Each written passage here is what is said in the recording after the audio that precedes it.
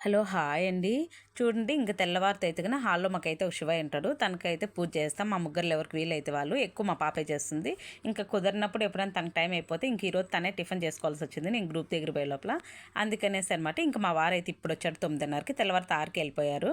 ఇంకా తను వచ్చినాక నేను టిఫిన్ అనేది చేశానమాట. టీ కూడా ఒక పక్క పెట్టాను. మనం టిఫిన్ తినేసే లోపల టీ కూడా అయిపోతుందిలే అనేసి ఇంకా మా వారు బయట తినేసి వెళ్ళిపోవచ్చండి. కానీ నేను తినేను, టీ కూడా తాగిన అనేసి తనకు తెలుసు అనమాట. అందుకని ఇంతోటి మాత్రం బయటే దొరికేస్తుందండి ఒక 50 రూపాయలు ఖర్చు పెడితే.